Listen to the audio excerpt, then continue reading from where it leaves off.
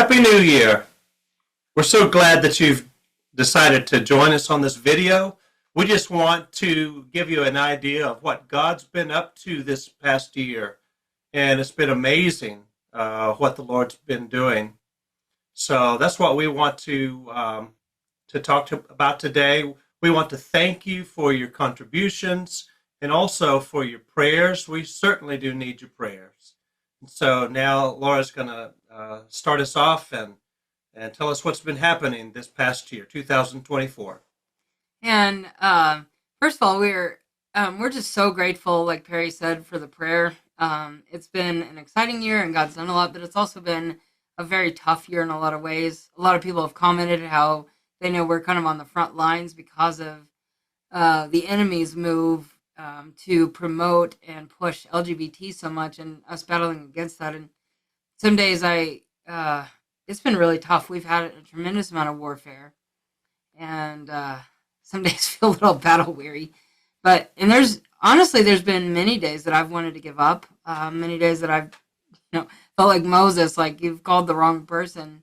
But in spite of everything, God has been really good to us. And I was reminded of this morning as we were getting ready to make this video, I was reminded of Revelation 4:10, where it talks about how the elders will cast their crowns at the feet of Jesus. And I never understood that verse when I got saved, why people would work so hard all their lives for all these things they were going to do for God and then cast their crowns at him. But man, I'm really beginning to understand how none of this is possible without Jesus. How everything we do, I mean, he's the one that creates us in the first place. He gives us the skills and the talents. He gives us the ideas. He opens the doors. He gives us the finances and the tools we need. He brings the people around us. I mean, and I'm just going, I can't wait to get to heaven and just cling to his feet and say, Lord, anything that we accomplished is only because of Jesus. Because it has been a really tough year. And yet God has been so good in spite of it. I'm amazed by when I was making notes and going over the past year. We intended to update people a lot more than we did, but this has just been a tough year. But I started looking back at all that God accomplished, and I was just overwhelmed by his goodness. First of all, we had such a miracle to start off with.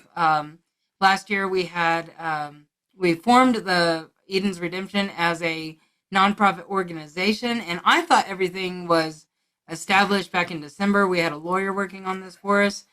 We didn't realize that it wasn't actually, we hadn't applied for the 501c3 status until like May, because he wanted to make sure it was perfect and make sure everything was worded exactly right so the IRS didn't have a reason to deny our application. But the problem was he was putting very specifically like that we were teaching biblical gender and sexuality. And I thought, oh my goodness, this is going to get us thrown out before we ever get started. And they said it takes about 6 months to get approved. And it actually, he didn't even turn in the application until May 8th. And I thought, we were just praying like, Lord, give us mercy, give us favor with the IRS. And I got a letter a few days later, and it was dated May 10th. And it was an approval for our 501c3 status. And I was stunned. I thought I was reading the letter wrong, talked to the lawyer, and this was a complete miracle. He was stunned as well and had me bring the letter up there to make sure. And he said he had never heard of a nonprofit organization getting approved in 2 days. He said it's not that it can take up to 6 months. He said it generally takes about 6 months, at least several months. For us to get approved in 2 days like that was a complete miracle. And we knew without any doubts from that and from other things that had happened, we knew without any doubt God had started this organization, that he's the one that wanted to start this ministry. And as hard as this has been, we've just seen the Lord be so faithful, even when I have felt so weak and so incapable. But God has been good. And Perry has been able to travel with me some. He's still working full time. Please pray for God to provide a salary for him to be able to be in this with me full time, because I love doing this together. We've had so many people everywhere we go. We have people comment on how much they enjoy us doing this together as a couple. They enjoy the different ways that we teach and the ways that we minister. And we've been told really ever since, even when we were dating, that people saw us as a powerful ministry together and not just me separately. And so we know that's God's plan. One of the struggles that we've had is I've had tremendous health problems. There's been a lot of days that I didn't think I could do this, a lot of days I wanted to give up. And just days I thought, this is just crazy. My health is too bad. But God has been so faithful in spite of this and continues to open doors and continues to confirm that he wants us doing this, even when it's not made sense. But it's also, in some ways, I think it's grown us closer together. I've seen Perry love me through so much and be so good to me when I'm not really deserving and when I feel very difficult. But he's been an incredible husband, and I'm excited for what the Lord's going to do with us in the future. God has also brought an administrator and kind of coordinator to us, and she also does a lot of translation work. She is originally from Panama, but moved here when she was 15. Her name is Rocio, and we will introduce her on a later video. But she has been a tremendous blessing to our ministry. She joined us basically in around the end of October, but ever since then has been helping me so much organize things and get some things accomplished, and but also doing a lot of work with the Hispanic parents. But to give you a little idea of what God has done this year, so I was able to speak at 27 different conferences and churches, including Answers in Genesis Women's Conference and the Colson Center Conference, and among many others. Spoke at 8 different support group meetings, either for parents or sometimes for those that have struggled or wanting help out of this lifestyle. Interviewed on 14 different podcasts and radio shows, including CVN News and Focus on the Family, and others. And I'm going to go over a few highlights as well here in a moment. But I spoke at 4 different schools and colleges, including Warner University in Florida, and then 3 Christian high schools. And I've got a couple of more schools lined up. I'm going to be at Oklahoma Wesleyan University this year, and possibly going back to another school in Indianapolis and another one in North Carolina. I've spoken with many parents individually, as well as a few of those wanting to come out of the LGBT community. So far, God has always brought a lot of parents to us. I know that we will be reaching more LGBT people in the future, but God has continued to show me that he prepares the way first. One of the number one complaints I hear from people coming out of the LGBT community is that there is that the church doesn't know how to help them. And so our goal in the ministry really has been to equip the church and equip parents and get people ready to help people when they want to come out of these lifestyles. Because a lot of times they've just felt so lost. And so that is a big part of our ministry. We also filmed and just a note on that, if you are a parent out there who's wanting help, you can call and talk to us. But we also, we are connected to parents groups all over the country. And we are also, God's had it on our heart to start our own. Hopefully we will be starting one soon. We've already started one in Spanish as well. So if you have Hispanic friends that are really struggling, that have kids in LGBT lifestyles, contact us. Or, like I said, if you want to talk to us one-on-one, we are glad to do that. And we can help you get connected to a support group. So, and then Perry was able to speak with me several times at conferences and churches and on several parent support groups meetings. So what's been your experience traveling and doing this ministry and speaking with me? Well, of course, I've enjoyed it. It's a great adventure. And the thing about it, we get to go on this great adventure together as a married couple. We're all on the same team. I enjoyed talking to Bartlesville First Baptist. I talked about the fall of man and how the world that we live in is not the world that God created, but it was because of the sin of Adam and Eve that separated us. And then we look forward to a new heavens and a new earth. And that's how we came up with Eden's redemption.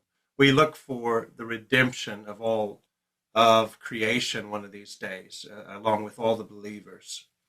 So, and then in Chile, we met some fantastic people there. You never realize how much you need Spanish until you're saturated in Spanish-speaking people. But they're wonderful, friendly people down there. And so at the end of Laura's speech, her presentation, I was able to invite the parents to come to the front of the church for me to pray for them. There's a lot of hurting parents and families that have family members that are in, especially in the LGBT lifestyles, and they are hurting. So the front of the churches that we went to were just packed as we got to have an opportunity to pray for them and to minister to them and encourage them. So I'm really glad that I got to do that. Some of the highlights of the year was able to speak with Focus on the Family and John Stonestreet on what's called Lighthouse Voices. Great program where they have different guests on and cover cultural topics. A lot of good came from that. I had not only other speaking opportunities that came from that, but also a lot of parents reached out to me that saw that. That's impacted a whole lot of people that I've heard from. Was also able to go to the Answers in Genesis Women's Reclaim Conference. I was able to minister to hundreds of parents that came by my booth. And I even had one girl that she told me before my testimony, she had come out to her group that she was with that she was non-binary and she was kind of embracing a queer identity. And her group didn't really know how to help her because here she is at a women's Christian conference and she's coming out as this queer identity. And she, after my testimony, she ran up to me at my booth and she said she was so excited. And she said, I've totally renounced it. I've seen this was a lie from the enemy. And she realized that she had some things in her life she hadn't dealt with and totally repented of all of it and really surrendered to Jesus and said, I'm not going to take that on as an identity. So that was really encouraging to me. I also had another girl who, she had a sister that was living as LGBT, but I could tell this girl was really struggling. She was very depressed. She was wearing all black and she always had like her a hoodie on and just would never really look at me. And I was just praying for her throughout that 3 days. And I spoke toward the end of the conference and she came up to me with this big smile after my testimony. And she was an artist. She had drawn me a picture of these hands, like totally surrendered to Jesus. And I could see her whole countenance had changed. She looked like a completely different girl. She was very private and kind of quiet. So we didn't get to talk in great detail about what the Lord was doing, but I could tell the Lord had really impacted her. And I've actually saved that drawing and I use it at conferences to be able to tell some of these parents about what God is doing in the hearts of people. So then I was able to attend a huge conference at the Colson Center, able to connect to a lot of different ministries as well as parents there.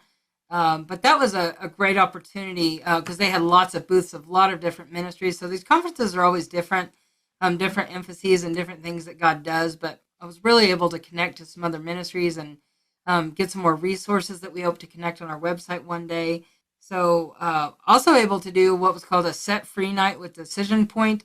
I don't know if anybody remembers the Super Bowl commercial that was very woke and kind of like just showed a bunch of people washing their feet and, like the priest washing the feet of the trans person. And well, in one sense, of course, yes, we want to serve our neighbor. We want to love people even where they're at. I mean, but the message of the commercial to us was just not a very clear gospel message. It was more like, the church is sorry that we've, not accepted or celebrated LGBT. Of course, we want to love those people, but we don't want to leave them where they are. That's what Jesus did not leave me in my sin and brokenness. He saved me where I was.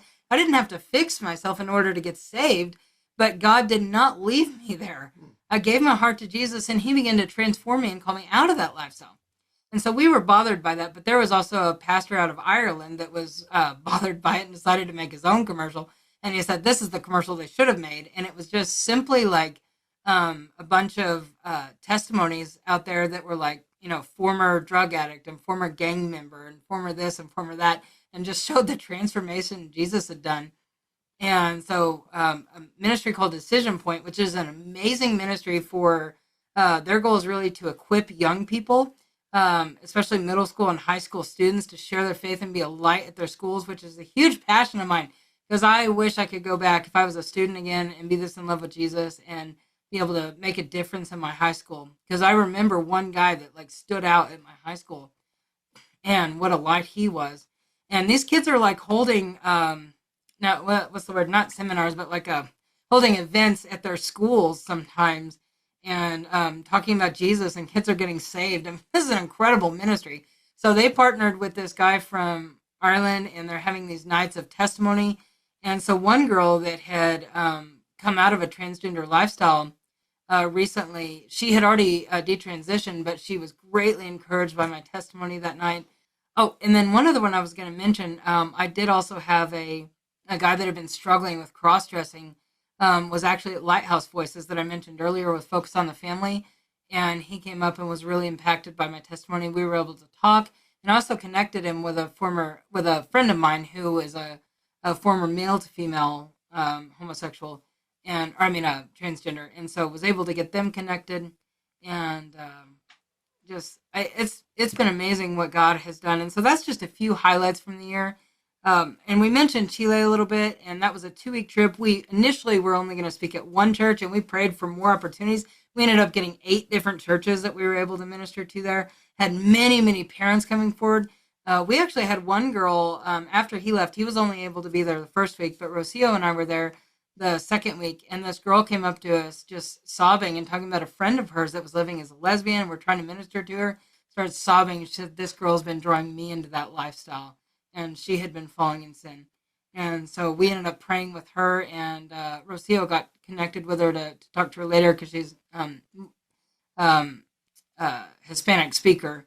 And so they were able to she was able to continue to minister to her. For 2025, we have several more churches in the U.S. and at least 2 more schools that we're going back to. And then several cities we're going to with Decision Point that I mentioned earlier. But also we're going to Spain and Mexico and Ecuador and Peru. And so God is opening doors internationally. Also had an invitation to some other countries. Don't know what all yet, but that's what's been scheduled so far. God will bring more throughout the year. But other projects, we really want to get back to our podcast. I will let everyone know once that's available and up and running again. We want to be able to create some kind of Bible study or something that churches can use to help disciple people after they come out of these lifestyles. We also want to make we're hoping to write a book at some point together and talk about Eden's redemption and talk about why God inspired this ministry and the understanding of why creation is broken, but what God is restoring now through Christ, but what ultimately the new creation, the new heaven and new earth, where we will be fully redeemed and there will be no sin no curse of sin upon the earth ever again. And then we are going to hopefully make some more of our teachings available online, because we can't possibly go teach everything that God has taught us in like an hour or even at a conference now. So I'm hoping to put some of our teachings online at some point.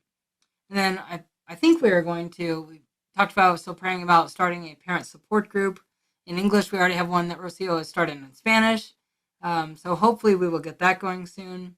And then hopefully a lot more blogs and videos. Please pray for us. Pray for God to strengthen and guide us. We really need a lot of wisdom. Pray for God's provision for salaries, especially so Perry can join me full time. And pray for these parent support groups. Pray for those who reach out. There's many ways that you can pray. And hopefully at one point, I'm planning on making a list of people we know that are struggling, and we will get that to you so you can pray for specific people as well. So thank you for tuning in. I'm so grateful that you have taken the time to watch this video. Please continue to support us and tell others about this ministry and what God is doing. If you have any questions about our ministry, please reach out to us, and we'd be glad to talk with you. God bless, and have a great 2025. God bless you.